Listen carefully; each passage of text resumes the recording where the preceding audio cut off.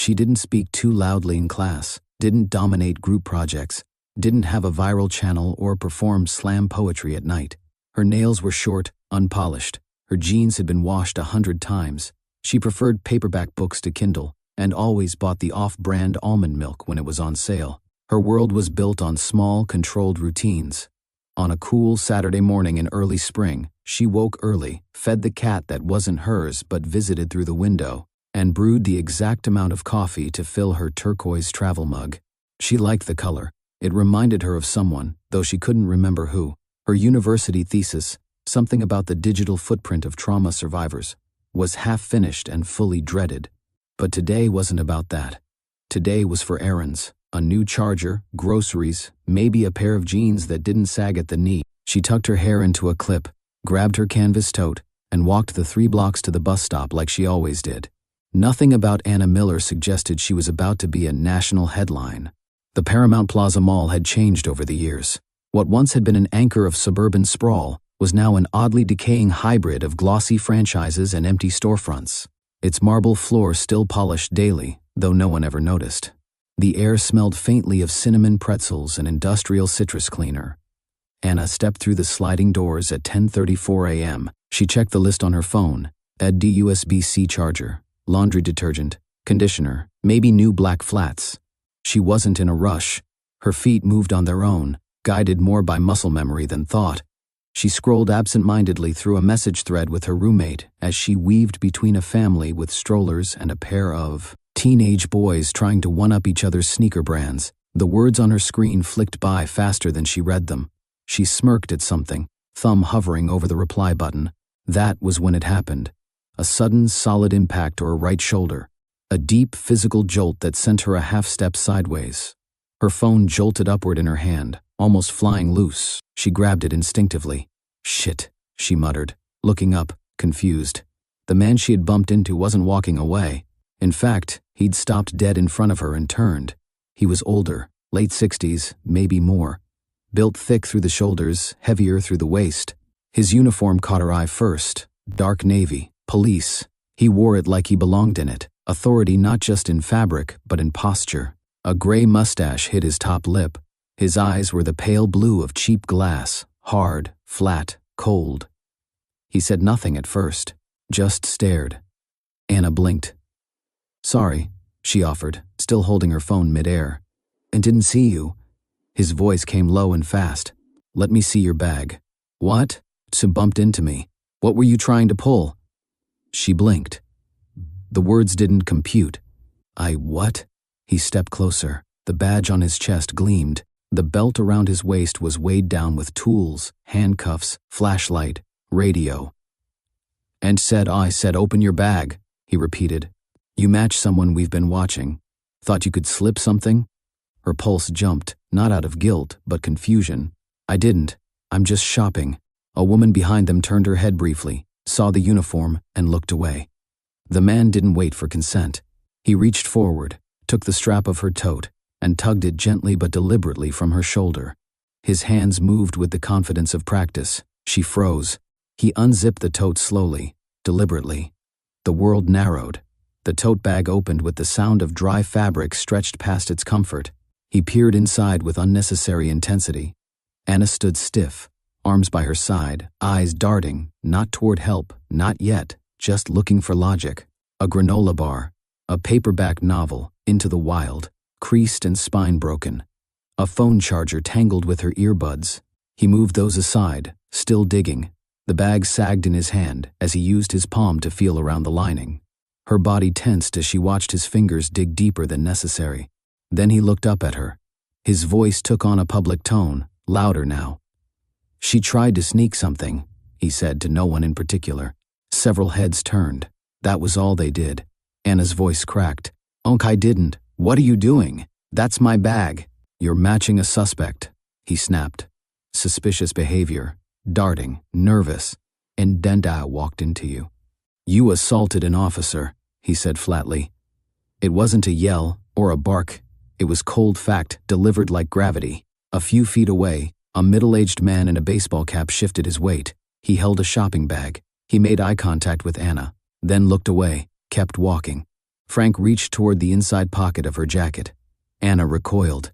"Don't touch me." Anna's back touches the cool marble wall. The man's badge glints, but his body blocks most of the light now. Officer or not, he wears the uniform like skin, natural, confident. It fits too well. He doesn't shout. He doesn't pull her aggressively. That would be easier to react to. Instead, his presence has weight, gravity. He speaks in low tones, controlled, the voice of someone used to obedience. "Stand still. I need to check for stolen property." Anna's throat tightens. Her eyes flick toward the watching people. A few are filming, no one is moving. He steps close, not in a rush. His hands start at her shoulders. The touch is flat, methodical, but then slow, too slow. His fingers press longer than needed, drift slightly inward. His palms make a pass beneath her collarbones. Her breath catches. She shifts her weight. "You can't. You're not allowed to." Frank standard search. "Don't escalate things." He steps behind her. Hands skim down her sides. One thumb brushes the side of her chest, almost like an accident, almost. She flinches. His hands pause, then keep going. The crowd watches, frozen. One woman turns away. A man mutters something but doesn't approach. Anna's voice shakes. Her cheeks burn. She speaks louder. "Stop touching me." No response. His hands slide lower, over the fabric of her jeans, then underneath her jacket again, searching with a kind of intentional confusion. He says nothing, doesn't look at her now, just keeps moving, the motions technically explainable, but deeply wrong. She tries to step forward. He gently presses her shoulder to keep her still. "You want to be cooperative, don't you?" His tone is calm, almost polite, like asking someone to sit through a lecture. His fingers brush the inside of her waistband. She exhales sharply, suddenly aware of every inch of her skin. A phone drops in the distance. Someone gasps. Still, no one moves. Time folds. She feels his breath behind her ear. "You're tense." Guilty people usually are. Her voice rises. "I didn't do anything. You have no right." He straightens slowly, still close, still silent. And finally, someone yells from across the floor, voice os. "Hey!" Step away from her. The spell breaks. "Stop recording and help me," Anna snapped, her voice rising. But no one moved. Frank took her by the shoulders, gripping tight, and turned her toward the wall, her chest pressed against cool tile. Her breath caught. "This is a standard search," he said loud enough for others to hear. "Don't struggle." His hands moved lower, patting her down, but the line between search and contact blurred instantly. He didn't check for weapons. Not really. His palms pressed over her jeans, slid too slow, curved too inward. Anna jerked forward, gasping. You can't do that," she hissed. His voice dropped an octave, close to her ear.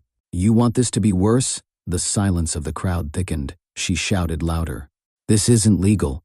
He turned her around, pushed her gently back into the wall. She shoved at his arm. "Do not resist," he growled, looking to the crowd as if for backup. No one intervened. A woman with a stroller paused, eyes wide. A teenage boy took a photo. The others, perhaps, told themselves it wasn't what it looked like. Or maybe they were used to seeing men in uniforms do whatever they wanted. Anna's knees weakened. The pressure of his hand returned, now beneath her shirt. His fingers brushed across her bare stomach. "This isn't a pat-down," she gasped. "This is—" She didn't get the word out. His hand moved higher. Anna's skin burned under the pressure of his hand. Not just from contact, from shame, from helplessness. She tried to squirm away, but every movement felt like swimming through concrete. Her voice had gone hoarse from shouting. The words came out dry and broken. "Help me." Frank's body blocked most of her from view now. His stance was wide, balanced, like he was prepared for a chase. There was no panic in him, no doubt, only the firm weight of control. People stood just far enough to be uninvolved. She spotted a young couple, early 20s, hands clasped tightly. The girl's mouth was open, horrified, but she didn't move. Her boyfriend pulled her gently by the wrist, murmuring something that made her hesitate. Then nod. They walked away. Anna blinked hard, her vision blurred for a second. Something sharp sat in her throat. The officer's hands slid downward again. She grabbed his wrist, not violently, just to stop it. Get off me." Frank twisted her arm effortlessly. It wasn't just that he was strong, it was that he'd done this before. Her voice cracked again. I didn't do anything. I'm not a thief." Should have thought of that before you got clever, he muttered. She slapped his chest. Not hard, not enough. He didn't flinch. But someone else did. A voice, suddenly, away from her. Loud, male sharp. Frank turned, too slowly. 2 mall security guards were sprinting toward them. Anna dropped to the floor the moment his grip loosened.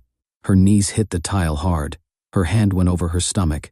She curled forward without realizing it. Frank spun, raised his arms halfway.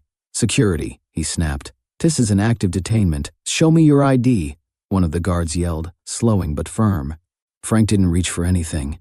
Instead, his hand hovered toward his belt. Then they tackled him. It wasn't clean. One caught him around the middle, the other swept his legs. Frank hit the floor with a shout that dissolved into a grunt. The badge skittered away across the tile. His belt hit the ground with a dull, plastic-sounding clatter. Anna didn't move. Someone finally ran over to her. A woman, maybe mid-30s, face pale. She knelt beside her but didn't touch her. "You okay? You okay?" Anna nodded, then shook her head. Nothing made sense. A sterile room with an old desk, gray chairs, and too much silence. Anna sat wrapped in a mall-branded blanket. Her arms were tightly folded across her chest. Her hair clung to her neck.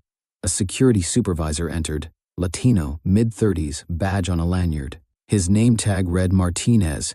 He cleared his throat before speaking. The guy wasn't a cop. Anna blinked slowly. He had a badge number that doesn't match any department. Uniform was legit, bought online. ID's fake. He's not law enforcement, not even security, just a guy, just dressed like one. Her jaw tensed. Her eyes didn't leave the floor.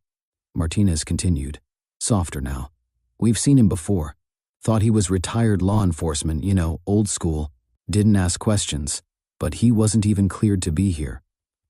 Anna said nothing. Martinez sat across from her. "I'm sorry," he said. "I really am." She finally looked up, not at him, past him. At the security screen on the far wall, one camera still showed the scene outside the electronics store.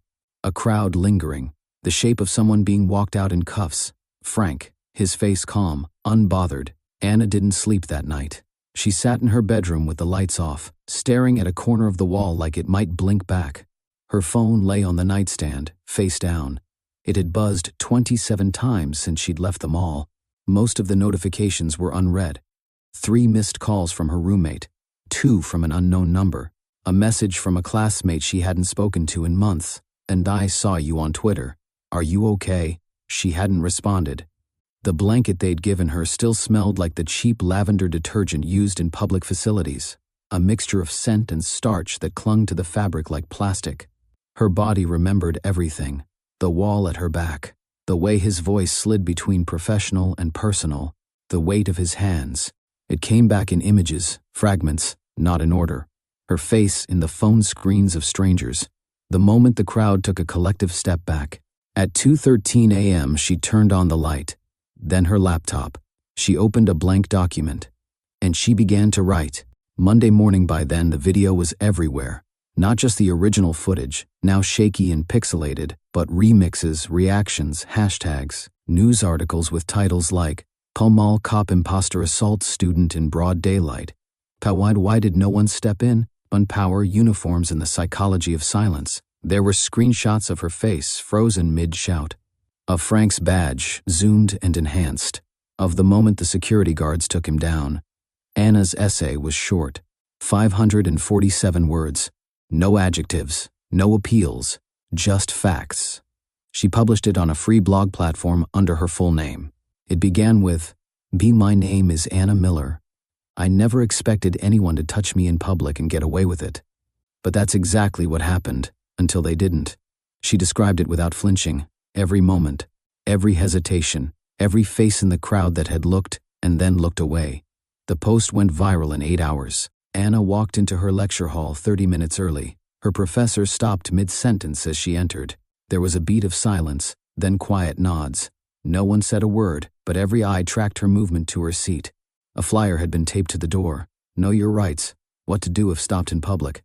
She hadn't put it there. Someone had. A woman in uniform stood at the podium. Chief Rivers, early 50 seconds, precise and composed. Cameras clicked around her. The press conference was streamed live. The individual identified as posing as an officer has been apprehended and charged with impersonating a law enforcement official, unlawful restraint, and assault. We are reviewing how he obtained the uniform and any system failures that allowed him to operate undetected. She adjusted her microphone. We are not proud, but we are responding. Anna watched from her apartment. Her coffee went cold in her hands. The host leaned across the desk, polished nails, expensive smile. Host, why do you think people didn't help you? Anna didn't blink. Anna, because he looked like someone who could ruin their lives. Host, and how do you think that changes? She paused. Then, Anna, we stop assuming the badge is the person. Anna passed a woman near the produce aisle. The woman looked at her, paused, then stepped closer. She didn't say anything at first, just placed a hand gently over Anna's shoulder. And I saw it. I wanted to say I'm sorry. And thank you. Anna nodded, suddenly unsure what to say. She picked up a head of lettuce with trembling hands. The comments started changing tone by Wednesday. At first it was outrage, all righteous fire and disbelief. How did no one help her, since man needs to rot and system is broken? Then the second wave came. Isn't it weird that she made a blog the same night? When what was she wearing? She looks calm in the video. Bet she just wanted attention. Anna had expected it, or at least something like it. But knowing a storm is coming doesn't stop the cold when it hits. She tried not to read them. She failed. Every other tab on her browser was an article, a reaction video, a thread. She was being analyzed like a case file. Her face, her posture, even the tremble in her voice had been looped, replayed, dissected. One podcast host said, "Bunt, there's just something about her story that feels convenient." That one got to her. The attention had brought allies too, lawyers, survivors, academics, but it was harder to hear them over the digital hum of suspicion, a noise that never stopped, even at night. She shut her laptop on Thursday afternoon and left her apartment for the first time in a day. A local forum had organized a discussion, Can Power and Accountability in Public Spaces. Someone had invited her. She wasn't sure why she came. The room was warmer than expected. Folding chairs, a makeshift podium, and a coffee urn in the corner. About 30 people. Not press, not influencers, just faces, tired, curious, concerned. She sat in the back, hoodie up, eyes low. The moderator called her name halfway through the evening. She stood slowly, walked forward, no notes, no agenda. When she reached the mic, she didn't speak right away. She looked at the floor, then without warning, looked directly at them. I wasn't brave. I was loud because I was scared. No one moved. I thought if I yelled enough, someone would have to do something. But you know what the scariest part was? She exhaled through her nose, steadying. It wasn't him. It was everyone else. It was the silence. That's what broke me. That's what made it real. She looked around the room, quiet, focused. I don't want to be the girl who got assaulted in public. I want to be the reason someone else isn't. And then she walked back to her seat. No one clapped, not out of indifference, but reverence. A proposal was introduced on the floor, the Miller Public Verification Act, legislation requiring all officers conducting searches in public spaces to present scannable digital ID with their badge, accessible via civilian smartphone. It wasn't revolutionary, but it was specific, practical, enforceable, and it had her name on it. Her roommate slid a small package onto the kitchen counter. Another letter. Anna didn't ask from who. She opened it carefully. Inside was a single sheet of paper, handwritten. "So you made me speak up. Thank you. L. No return address." She folded it, put it in a drawer, next to 6 others just like it. The real name was Eugene Francis Lowry, born 1957 in Dayton, Ohio, never served in law enforcement, never went to the academy. His closest brush with public service had been working as a mall security guard for 8 months in 1998, terminated for inappropriate conduct. There was no criminal record, just a scattering of dismissals, formal warnings, and a handful of civil complaints, all quietly closed. Several states.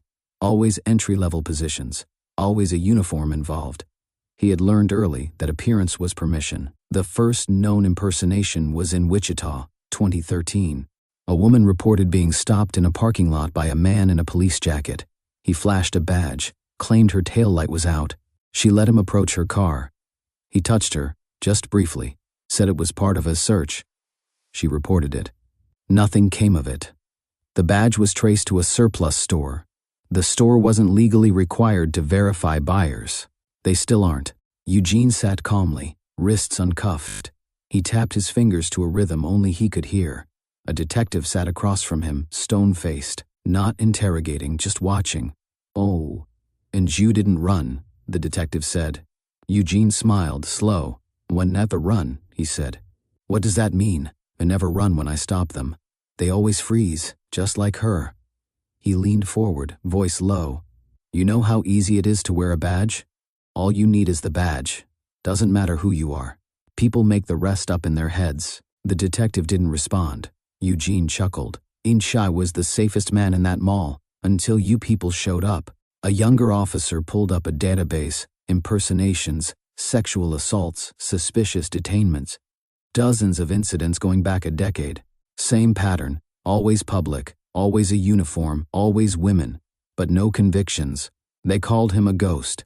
The file was finally created that night. Eugene Francis Lowry, primary predator profile. Anna's name was the first witness attached. Anna stood behind a podium speaking to a group of teenage girls at an outreach program. "No one gets to put their hands on you because they look official." She held up a laminated card, a pocket guide for ID verification, printed after the law passed. "Don't be afraid to ask. You're not being difficult, you're being alive." A girl in the front row wiped her cheek without anyone noticing. He stared at the ceiling. Someone down the hall called him a freak. He didn't respond. He'd been arrested, shamed, exposed, but something in his expression hadn't changed. That quiet belief that he wasn't the only one. Anna sat at her desk. She didn't open social media anymore. She didn't check news alerts. The story was bigger than her now. She had returned to working on her thesis. She scrolled past the sentence she'd rewritten 3 times, paused, then typed, "Fear doesn't come from uniforms, it comes from what we let them become." She didn't look back at the screen. She just kept writing. Anna stopped being the girl from the mall by the time the leaves started to fall. The media moved on, as they do. A missing billionaire, a celebrity scandal, a new election cycle. People forgot how to spell her last name. The clicks slowed. The interviews stopped coming. She was glad. Mostly. In class, she still got the occasional glance. The new students whispered. A few professors awkwardly asked if they could include her case in their lecture slides. She politely declined. She graduated in December. No ceremony, no fanfare, just an email confirmation and a PDF diploma. She hung it on her wall without telling anyone. A teenage girl stood nervously beside her parked car. A man in a navy jacket had approached, claiming she had run a stop sign on the way in. "You got ID?" she asked. He held up a badge. "On scan code?" He froze, didn't speak. She took out her phone anyway and started recording. The man turned, walked away without a word. She didn't know Anna Miller, didn't remember the law's name, but someone had given her a pocket card. She'd kept it in her wallet. Anna sat near a window, sipping tea that had gone cold an hour ago. She wasn't reading, just watching snow fall in slow, lazy spirals. A girl sat 2 tables over, fresh-faced, maybe a freshman. She kept sneaking glances at Anna, nervous, half guilty. Eventually, she stood, walked over. "Sorry," she said. "Are you?" Anna looked up. The girl blushed. "I mean, Anna Miller?" "From." Anna smiled softly, nodded once. The girl nodded back. "I just wanted to say, I think you're the reason I trust myself now. That's all." Anna blinked, then said, "That's enough." A new proposal passed quietly. More stringent checks for badge issuance, a national registry of reported impersonators, quarterly audits for badge retirement protocols, no press conference this time, no hashtags, no cameras, just votes. Quiet changes, things moving in the background, because someone once screamed in public and no one helped, and it shook something loose in the walls of silence. Anna sat at a table with friends, laughing. It was her birthday. The candles were small, the cake was store-bought. No one brought up what had happened. No one said her name like it belonged in a headline. She liked that. She made a wish, but didn't close her eyes. The courtroom wasn't full, no cameras, no reporters lining the aisle, no live tweets or breaking coverage. The country had moved on, but Anna hadn't. She sat near the back, hoodie zipped, hair tied low. She didn't want to be seen, not by him, not by the judge, not by the rows of bored reporters who'd shown up for formality. Eugene Francis Lowry sat behind a table in a suit that didn't fit. No uniform, no badge, just polyester and sweat stains. He didn't look at her. She didn't want him to. The charges were clear: impersonating an officer, unlawful restraint, sexual assault, intent to deceive. Each count read aloud with the dull rhythm of bureaucracy. The judge's voice was steady, procedural, no speeches, no outbursts. The verdict came in quiet language: guilty on all counts. There was no applause, just a shuffling of papers, the squeak of a chair. Eugene didn't react. He didn't blink. Anna watched as he was cuffed, turned, led away. He didn't turn to look at her. She wasn't sure if that made it better or worse. She left before the sentencing was read. Sunlight spilled across the armchair where Anna sat. Her jacket lay folded beside her. Her eyes focused on the wood grain of the floor. "I don't feel vindicated," she said softly. The therapist nodded, said nothing. "I feel like I lost something, even though he's gone." Another nod. Anna looked up. "Said don't want to be a symbol anymore." "Then don't," the therapist said gently. Anna blinked. "It's not that easy." "Sani didn't say it was easy. I said it was possible." Anna sat by the window, sipping a cappuccino, reading a worn hardcover. No one recognized her. A family at the next table argued over which muffins to get. A man in a suit stood by the register, arguing over an expired coupon. It was just a day. That was the miracle. Just a day. Her phone buzzed. A notification from a local news site. She almost didn't open it. She did anyway. New training mandates for officer identification go statewide.